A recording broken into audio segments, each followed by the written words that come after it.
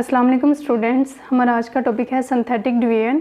Synthetic division is the process of finding the quotient and remainder when a polynomial is divided by a linear polynomial. In fact synthetic division is simply a shortcut of long division method. Simple form में मैं आपको उर्दू में बताती हूँ। Synthetic process वो है जिसमें हम क्वोशंट और रिमाइंडर जो है फाइंड आउट करते हैं। ये तब हम यूज़ करते हैं जब हमारे पास लॉन्ग डिवीजन हो, तो उसको हम शॉर्ट वे में जो करने के लिए हम अपना सिंथेटिक डिवीजन यूज़ करते हैं। इस सबसे पहले मैं आपको एक एग्जांपल दूंगी, उससे आपको अच्छे से समझ आ जाएगी। नेक्स्ट हमारे पास एग्जांपल है, गिवन पॉलिनोमियल है p of x equal to 5x की power 4 plus x cube minus 3x by x minus 2। ये हमारा पॉलिनोमियल है p ऑफ x जो है, और x माइनस 2 जो है ये हमारा डिवाइज़र है। तो बाय डिवाइज़र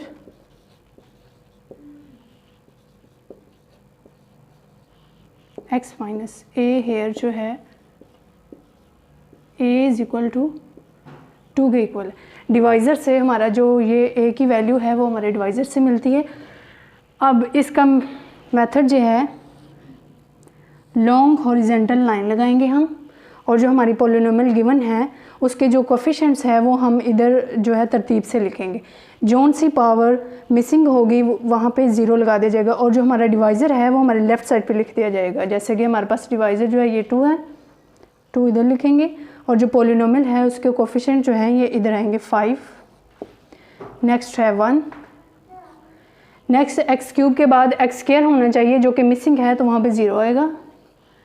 उसके बाद ये -3 कोफिशिएंट है, और उसके बाद जो x की पावर 0 होती है वो मिसिंग है, तो यहाँ पे हम 0 लिखेंगे। अब इसको सोल्व करने का तरीका ये है कि जो सबसे फर्स्ट कोफिशिएंट होता है वो एज इट इज़ नीचे लिख दिया जाता है। इस कोफिशिएंट को अपने डिवाइज़र के साथ मल्टीप्लाई करते हैं, 5 2 ज़ा 10, और इसको नेक्स्ट कोफिशिएंट के नीचे लिख देते हैं।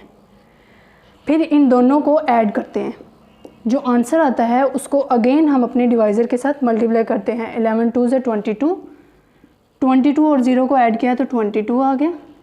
22 को अपने डिवाइज़र के साथ 2 के साथ अगेन मल्टीप्लाई करेंगे तो ये बन जाएगा 44। 44 और -3 है, प्लस माइनस माइनस, 44 में से 3 41। 41 को अगेन अपने डिवाइज़र 2 के साथ मल्टीप्लाई करेंगे तो ये बनेगा 2 1 ज़ा 2, 4 2 ज़ा 8, 82। 82 में 0 ऐड करेंगे तो 82 ही रहेगा। ये हमारा क्वेश्चन निकला है, और ये जो है ये हमारा रिमाइंडर है। ये हमारा क्वेश्चन निकला है और ये रिमाइंडर है। क्वेश्चन को हम इधर सेपरेट लिख लेते हैं। क्वेश्चन जो है वो क्यू ऑफ एक्स है, 5x cube plus 11x square plus 22x plus 41, और ये जो है रिमाइंडर वो है हमारे पास 82। अगेन मैं आपको एक्सप्लेन कर देती हूँ। हमारे पास एक पॉलिनोमियल गिवन होगी, उसका डिवाइज़र हमें दिया हुआ होगा। हमारे पास पॉलिनोमियल ये थी p ऑफ x 5x की power 4 plus x cube minus 3x। हमारे पास डिवाइज़र था x माइनस 2, तो हम अपने डिवाइज़र से a की वैल्यू ले रहे हैं। ये जो हमारा डिवाइज़र यहाँ पे होता है, माइनस में जो a की वैल्यू है वो लेते हैं। तो a की वैल्यू यहाँ पे ये जो -2 है ये हमारे पास 2 है। a बेसिकली -a हमारे डिवाइज़र के साथ ये जो माइनस और आगे ये वाली टर्म जो होती है वो हमारा जो है a की वैल्यू होती है। तो हमारे पास a जो है वो 2 आ गया। अब हम हॉरिजेंटल लाइन लगाएंगे। अपने पॉलिनोमियल की जो कोफिशिएंट्स हैं वो तरतीब वाइज हम इधर लिख देंगे। जोन सी पावर जो है वो मिसिंग होगी उसकी जगह पे हम 0 लिख देंगे, और जो हमारा डिवाइज़र होगा वो हमारे लेफ़्ट साइड पे लिख दिया जाएगा। जैसा कि मैंने डिवाइज़र इधर लिख दिया। अब हमारी पॉलिनोमियल में फर्स्ट का कोफिशिएंट है x की पावर 4 का कोफिशिएंट है 5 इधर लिख दिया। उसके बाद एक्स क्यूब है, इसका कोफिशिएंट है यहाँ पे 1, वो 1 लिख दिया। एक्स क्यूब के बाद एक्स स्क्वायर होना चाहिए जो कि मिसिंग है यहाँ पे, वहाँ पे 0 लिख दिया। उसके बाद x होना चाहिए, तो ये यहाँ पे x का कोफिशिएंट जो है वो -3 है, तो -3 मैंने इधर लिख दिया। उसके बाद x की पावर जो है वो 0 होनी चाहिए, मतलब कांस्टेंट नंबर होना चाहिए, वो यहाँ पे मिसिंग है, तो उसके जगह पे मैंने 0 लिख दिया। सबसे पहले ये है जो हमारा फर्स्ट कोफिशिएंट होता है उसको एज इट इज़ नीचे लिख देते हैं। उसके बाद उस कोफिशिएंट को और जो हमारा डिवाइज़र होता है उन दोनों को आपस में मल्टीप्लाई करते हैं। जो हमारा आंसर आता है उसको हम नेक्स्ट कोफिशिएंट के नीचे लिखते हैं। उन दोनों को ऐड करने से जो हमारा आंसर होता है उसको हम अगेन अपने डिवाइज़र के साथ मल्टीप्लाई करते हैं और नेक्स्ट कोफिशिएंट के नीचे लिख देते हैं। ऐसे कंटिन्यूसली हम अपना प्रोसीजर करते जाते हैं। नेक्स्ट सबसे लास्ट पे जो हमारे पास टर्म नंबर जो बच जाता है वो हमारा रिमाइंडर होता है। सबसे लास्ट पे जो एक नंबर बचता है हमारे पास वो रिमाइंडर होता है, और उससे जो पीछे होता है वो हमारे पास क्वोशंट होता है। जैसे कि मैंने आपको लिख के दे दिया, इसमें देखो हमने अपनी पावर को जो है वो कम कर लिया। यहाँ पे हमारे पास जो पॉलिनोमियल था वो x की पावर 4 में था। अब जब हमने अपना एक प्रोसीजर जो है वो मेथड हमने कर लिया है, उसके बाद जो हमारे पास ये x की पावर क्यूब में आ गया स्टार्ट में, और रिमाइंडर जो है वो हमारे पास 82 है। नेक्स्ट मैं आपको एक और एग्जाम्पल देती हूँ जिसमें हम अननोन नंबर की जो वैल्यू जो है वो बाय सिंथेटिक मेथड डिवीजन से उसकी वैल्यू फाइंड आउट कर सकेंगे। नेक्स्ट हमारे पास एग्जांपल है जिसमें हमने अननोन की वैल्यू फाइंड आउट करनी है बाय लॉन्ग डिवीजन जो मेथड सिंथेटिक डिवीजन मेथड से। 3 is a zero polynomial to x³ - 3h x² + 9। इसमें h जो है इसकी हमने वैल्यू फाइंड आउट करनी है।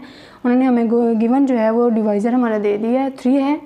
तो अब हम अपने सबसे पहले हॉरिजॉन्टल लाइन में हम अपने कोफिशिएंट लिखने हैं। कोफिशिएंट पहला है 2, सेकंड है -3h। 3h जो है वो हमारा कोफिशिएंट नहीं है, ये अननोन नंबर है। x के बाद x होना चाहिए जो कि वहाँ पे मिसिंग है, तो वहाँ 0। उसके बाद जो है वो 9। हमारे पास डिवाइज़र दिया हुआ है 3। First of all first coefficient as it is नीचे, इसको और अपने डिवाइज़र को मल्टीप्लाई करेंगे। 3 2 = 6। फिर इन दोनों को ऐड करेंगे, 6 - 3h। अगेन इसको और इस 3 को मल्टीप्लाई करेंगे, 18। 6 3 = 18 - 3 3 = 9h।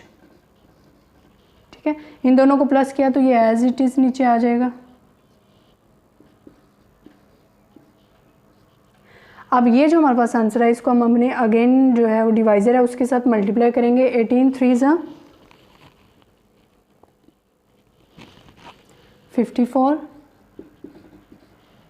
9 3 = 27h। अब इन दोनों को हम प्लस करेंगे तो 9 और 54 63 - 27h। ये जो लास्ट पे हमारे पास बच गया ये है हमारा रिमाइंडर। तो उन्होंने हमें गिवन दिया हुआ था कि 3 इज़ अ ज़ीरो पॉलिनोमियल, कि जो हमारा रिमाइंडर है वो इस डिवाइज़र पे डेफिनेटली जो है वो 0 हो जाता है। तो इट मीन्स जो हमारा रिमाइंडर है उसको हम इक्वल टू 0 रखेंगे। यहाँ से हम अपने h की वैल्यू ले लेंगे। 63 divided by 27 equal to h। मज़ीद सिंप्लीफाई कर लेते हैं इसको।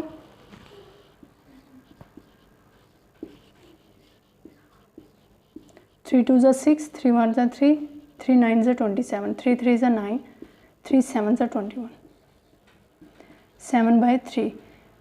This is a simplest form. ठीक है, ये हमारे पास आंसर आ गया है। ये वो है जिसमें हम अननोन की वैल्यू फाइंड आउट करते हैं।